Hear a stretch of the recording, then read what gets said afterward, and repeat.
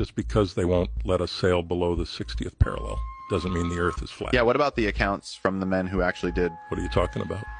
William Morris, late 1700s, traversed along the Antarctic Circle until he found it. Found what? Summer's Gate, every Glober's worst nightmare, one of the 3 exits along the ice wall. Said the crew was too scared to go through it, but by the time they tried pulling out, it was already too late. Current yanked them through the opening into the other side, beyond the ice wall. My God.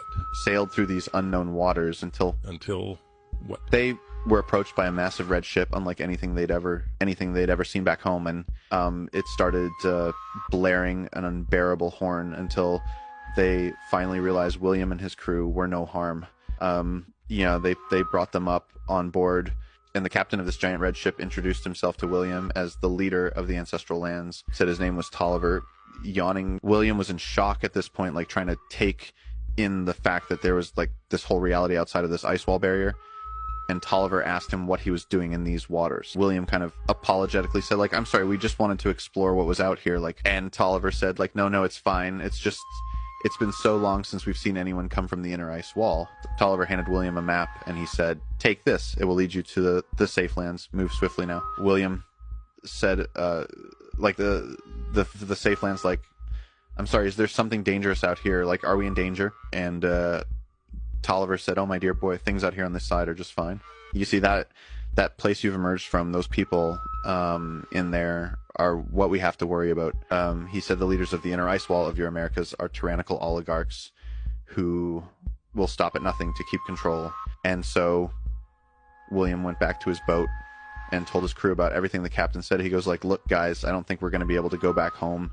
Like, these people are in some kind of generational standoff with us. Like, we've been lied to about everything. And as he showed them the map he was given, he goes, there's a whole other world out here. And they just looked at this map, which still circulates today, that had shown like literally 178 different worlds under the same biodome, all kind of connected by oceans. And so they took the directions to the ancestral lands where things were safe, and they were kindly greeted by a beautiful kind of like utopian city where everything was just kind of a peaceful, gracious, and like abundant plethora of just like life. So William was escorted into a kind of headquarter building where a sergeant said to him, William, we'd be happy to process you as a citizen to the ancestral lands. We are aware that you are from the inner ice wall, and we're deeply sorry about the things you've been subjected to. And William just said to him, like, but sir, my family, my people, like, they are all inside of there with no knowledge of these lands beyond. Like, what will be their fate?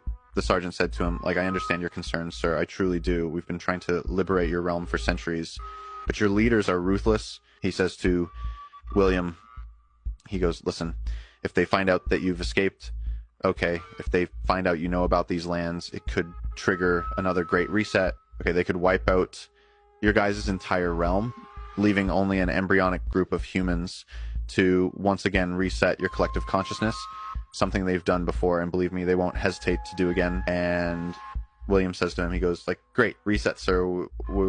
We what are you talking about? Like, what do you mean? And the sergeant just says to him, he goes, buddy, let's just say the last time one of you escaped, you weren't wearing powdered wigs. Basically explains to him that our society in the inner ice wall has cycled through dozens of civilizations, all of which have like reached different levels of technology, kind of continually reverting back to primal beginnings every time they reset us. And so William basically agreed with his crew to claim citizenship in the ancestral lands, and they pretty much lived an amazing life for the next 10 years. But William's knowledge drove him crazy. Although he'd met a woman here and gotten married, he couldn't help but want to go back to the inner ice wall. And one day they both went missing.